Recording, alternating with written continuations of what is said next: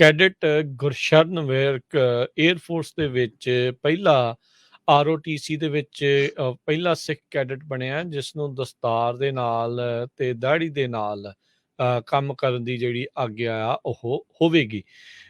ਇਹਨਾਂ ਦੇ ਵਿੱਚ ਕਹਿੰਦੇ ਵੀ ਯੂਨੀਵਰਸਿਟੀ ਆਫ ਆਇਓਵਾ ਦੇ ਵਿੱਚ ਕਹਿੰਦਾ ਜਿਹੜੀ ਡਿਟੈਚਮੈਂਟ 255 ਆ ਉਸ ਦੇ ਵਿੱਚ ਇਹ ਸੋਫੋਮੋਰ ਇਨਫੋਰਮੇਸ਼ਨ ਇੰਸ਼ੋਰੈਂਸ ਮੇਜਰ ਦੇ ਵਿੱਚ ਕੰਮ ਕਰ ਰਿਹਾ ਆ। ਤੇ ਇਸ ਨੂੰ ਜਿਹੜੇ ਸਿੱਖ ਦੇ ਸੈਰੀਮੋਨੀਅਲ ਐਕਸੈਸਰੀਜ਼, ਜਿਨ੍ਹਾਂ 'ਚ ਪੱਗ ਤੇ ਦਸਤਾਰ ਤੇ ਨਾਲ ਜਿਹੜੀ ਦਾੜੀ ਆ ਉਸ ਨੂੰ ਰੱਖਣ ਦੀ ਜਿਹੜੀ ਇਜਾਜ਼ਤ ਹੋਵੇਗੀ। ਅਨਕਟ ਬੀਅਰਡ ਤੇ ਨੈਕਲਸ, ਕੜਾ ਤੇ ਜਿਹੜੀ ਬ੍ਰੇਸਲੈਟ ਜਿਹੜੀ ਆ ਤੇ ਟਰਬਨ ਆ ਉਹ ਉਹਨਾਂ ਨੇ ਪਾਉਣ ਦੀ ਆਗਿਆ ਦਿੱਤੀ ਹੈਗੀ ਆ। ਸੋ ਇਸ ਤੋਂ ਪਹਿਲਾਂ ਜਿਹੜਾ ਹਰਜੋਤ ਸਿੰਘ ਜੀ ਹੋਰ ਥਾਵਾਂ ਦੇ ਉੱਤੇ ਵੀ ਫੌਜ ਦੀਆਂ ਵੱਖ-ਵੱਖ ਸ਼ਾਖਾਵਾਂ ਦੇ ਵਿੱਚ ਵੀ ਜਿਹੜੇ ਸਿੱਖ ਦਸਤਾਰਧਾਰੀ ਤੇ ਦਾੜੀ ਵਾਲੇ ਆ ਉਹਨਾਂ ਨੂੰ ਆਗਿਆ ਜਿਹੜੀ ਉਹ ਮਿਲੀ ਆ। ਉਹ ਕਹਿੰਦੇ ਵੀ ਰਿਲੀਜੀਅਸ ਲੀਡਰ ਤਾਂ ਨਹੀਂ ਆ, ਪਰ ਜਿਹੜਾ ਮੁੰਡਾ ਵਿਰਕ ਆ, ਗੁਰਸ਼ਰਨ ਵਿਰਕ ਆ, ਉਹ ਸਿੱਖ ਰਿਲੀਜੀਅਸ ਰੂਲਸ ਵੈਲਿਊਜ਼ ਆ ਉਹਨਾਂ ਨੂੰ ਮੰਨਦਾ ਆ, ਸ਼ੇਵ ਨਹੀਂ ਕਰਦਾ ਤੇ ਪੱਗ ਜਿਹੜੀ ਉਹ ਬੰਨਦਾ ਆ ਮਿਲਟਰੀ ਹੈਡਵੀਅਰ ਦੀ ਥਾਂ ਦੇ ਉੱਤੇ। ਸੋ ਜਿਹੜੀ air education and training command man power personal service office, ਉਹਨਾਂ ਨੇ ਇਸ ਨੂੰ ਅਪਰੂਵਲ ਦਸੰਬਰ 2021 ਦੇ ਵਿੱਚ ਦਿੱਤਾ ਸੀ। ਕਰਨਲ ਕੌਰੀ ਰੈਮਸੀ ਜਿਹੜੇ ਕਮਾਂਡਰ ਨੇ ਹੈੱਡਕੁਆਰਟਰਸ AFROTC ਦੇ, ਉਹਨਾਂ ਨੇ ਕਿਹਾ ਆ ਵੀ 에ਅਰ ਫੋਰਸ ROTC ਜਿਹੜੀ ਆ ਉਹ ਇਸ ਬਿਜ਼ਨਸ ਦੇ ਵਿੱਚ ਹੈ, ਜਿਸ ਦੇ ਨਾਲ ਆਪਾਂ ਟੈਲੈਂਟ ਨੂੰ ਲੱਭ ਕੇ ਡਿਵੈਲਪ ਕਰਕੇ ਤੇ ਉਸ ਨੂੰ ਜਿਹੜਾ ਉਹ ਦਿਖਾ ਸਕੀਏ। ਤੇ ਕੈਡਿਟ ਵਰਕ ਇਸ ਦੀ ਜਿਹੜੀ ਇੱਕਦਮ ਨਿਊਨਤਮ ਜਿਹੜੀ ਐਗਜ਼ਾਮਪਲ ਆ, ਉਦਾਹਰਣ ਜਿਹੜੀ ਉਹ ਹੈਗੀ ਆ ਵੀ ਇਸ ਕਲਚਰ ਦੇ ਵਿੱਚ ਆਪਾਂ ਸ਼ਿਫਟ ਕਰ ਰਹੇ ਹਾਂ ਤੇ ਆਪਾਂ ਵੱਧ ਤੋਂ ਵੱਧ ਲੋਕਾਂ ਨੂੰ ਇਸ ਦੇ ਵਿੱਚ ਜੀ ਆਇਆਂ ਨੂੰ ਆਖਦੇ ਹਾਂ। ਜੀ ਬਿਲਕੁਲ। ਅਗਲੀ ਖਬਰ ਵੱਲ ਚਲੀਏ। ਕੈਲੀਫੋਰਨੀਆ ਸਾਰਿਆਂ ਨੂੰ ਪਤਾ ਹੈ ਵੀ ਡੈਮੋਕ੍ਰੇਟ ਸਟੇਟ ਬਣ ਗਈ ਆ। 70 ਤੋਂ 80% ਦੇ ਕਰੀਬ ਅਸੈਂਬਲੀ ਸੈਨੇਟ ਦੇ ਵਿੱਚ ਕੈਲੀਫੋਰਨੀਆ ਦੇ ਡੈਮੋਕ੍ਰੇਟ ਆ। ਸੋ ਜੋ ਵੀ ਉਹ ਬਿੱਲ ਲੈ ਕੇ ਆਉਂਦੇ ਆ ਉਹ ਧੜਾ ਧੜ ਪਾਸ ਹੋਈ ਜਾਂਦੇ ਹੈਗੇ ਆ। ਗਵਰਨਰ ਗੈਬਨ ਨਿਊਸਮ ਨੇ ਗਨ ਕੰਟਰੋਲ ਬਿੱਲਸ ਕਾਫੀ ਲੈ ਕੇ ਆਉਂਦੇ ਆ, ਕਾਫੀਆਂ ਨੂੰ ਉਹਨਾਂ ਨੇ ਸਾਈਨ ਕੀਤਾ ਆ।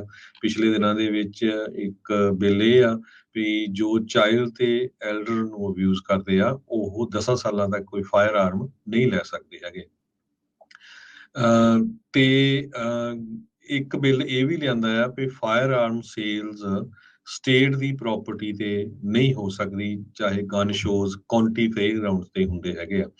ਜਿਹੜੇ ਗਨ ਸ਼ੋਜ਼ ਕਾਉਂਟੀ ਦੇ ਫੇਅਰ ਗਰਾਊਂਡ ਤੇ ਹੁੰਦੇ ਆ ਉੱਥੇ ਕਿਸੇ ਤਰ੍ਹਾਂ ਦੀ ਆਰਮ ਸੇਲਸ ਨਹੀਂ ਹੋ ਸਕਦੀ ਹੈਗੀ।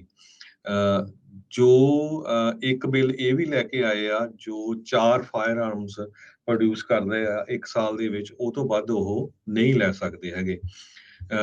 ਇਸੇ ਤਰ੍ਹਾਂ ਹੋਰ ਸਕੂਲ ਡਿਸਟ੍ਰਿਕਟ ਦੇ ਮਾਮਲੇ 'ਚ 10 ਦੇ ਕਰੀਬ ਬਿੱਲ ਉਹਨਾਂ ਨੇ ਸਾਈਨ ਕੀਤੇ ਆ।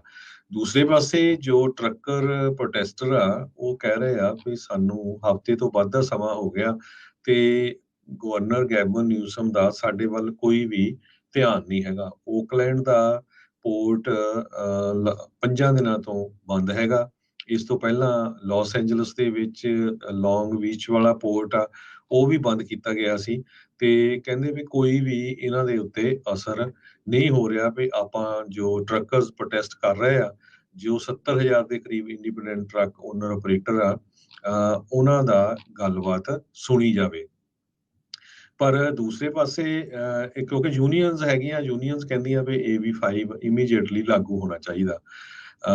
ਜੋ ਡੈਮੋਕ੍ਰੇਟਸ ਆ ਉਹ ਕਹਿੰਦੇ ਵੀ ਪਿਆਰ ਤਾਂ ਬੜਾ ਕਰਦੇ ਆ ਯੂਨੀਅਨਸ ਨੂੰ, ਦੇ ਲਵ ਯੂਨੀਅਨਸ, ਐਕਸੈਪਟ ਜਿਹੜੇ ਉਹਨਾਂ ਦੇ ਸਟਾਫਰਸ ਆ ਉਹਨਾਂ ਨੂੰ ਯੂਨੀਅਨ ਨਹੀਂ ਬਣਾਉਣ ਦਿੰਦੇ।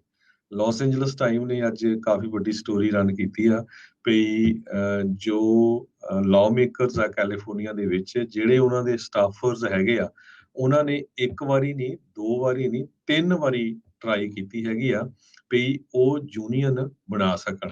ਕਿਉਂਕਿ ਕਹਿੰਦੇ ਪਈ ਉਹ ਓਵਰਵਰਕਡ ਆ, ਬਹੁਤ ਜ਼ਿਆਦਾ ਉਹਨਾਂ ਨੂੰ ਕੰਮ ਕਰਨਾ ਪੈਂਦਾ। ਜੋ ਅਸੈਂਬਲੀਮੈਨ ਆ ਜਾਂ ਸੈਨੇਟਰਸ, ਉਹਨਾਂ ਦੇ ਨਾਲ ਜੋ ਆਫਿਸਸ ਦੇ ਵਿੱਚ ਕੰਮ ਕਰਦੇ ਆ, ਤੇ ਅੰਡਰ ਵੈਲਿਊਡ, ਉਹਨਾਂ ਦੀਆਂ ਤਨਖਾਹਾਂ ਬੜੀਆਂ ਘੱਟ ਆ। ਸੋ ਸਰੋਤਿਆਂ ਨੂੰ ਇਹ ਵੀ ਦੱਸ ਜਾਈਏ, ਬਹੁਤ ਸਾਰੇ ਵਾਈਟ ਹਾਊਸ ਦੇ ਵਿੱਚ ਵੀ ਜੋ ਲੋਕ ਕੰਮ ਕਰਦੇ ਆ, ਇੰਟਰਨ ਸੈਨੇਟਰਸ, ਕਾਂਗਰਸਮੈਨ ਆ, ਕਈ ਵਾਰੀ ਤਾਂ ਉਹ ਫ੍ਰੀ ਕੰਮ ਕਰਦੇ ਆ, ਜਾਂ ਉਹਨਾਂ ਦੀ ਬਹੁਤ ਹੀ ਤਨਖਾਹ ਜੋ ਆ ਮਿਨੀਮਮ ਵੇਜ ਵਾਂਗ ਹੁੰਦੀ ਆ। ਪਰ ਉਹ ਕਰਦੇ ਲੋਕ ਇਸ ਕਰਕੇ ਆ ਵੀ ਐਕਸਪੀਰੀਅੰਸ ਹੋ ਜਾਂਦਾ, ਉਹ ਤੋਂ ਬਾਅਦ ਚਲੋ ਕੋਈ ਗੁੱਡ ਜੌਬ ਮਿਲ ਜਾਏ। ਜੀ, ਸਿਰਫ ਇਹ ਫਾਇਰ ਫਾਈਟਰ ਪੁਲਿਸ ਵਾਲਿਆਂ ਦੀਆਂ ਯੂਨੀਅਨਸ ਦੇ ਹੱਕ ਦੇ ਵਿੱਚ ਜਿਹੜੇ ਮੋਸਟਲੀ ਲੋਕ ਹੁੰਦੇ ਆ, ਬਾਕੀ ਕਾਮਿਆਂ ਦੀਆਂ ਯੂਨੀਅਨਸ ਦੇ ਉਲਟ ਜਿਹੜੇ ਆ ਉਹ ਲੋਕ ਆਪਾਂ ਮੋਸਟਲੀ ਜਿਹੜਾ ਉਹ ਦੇਖਦੇ ਆ।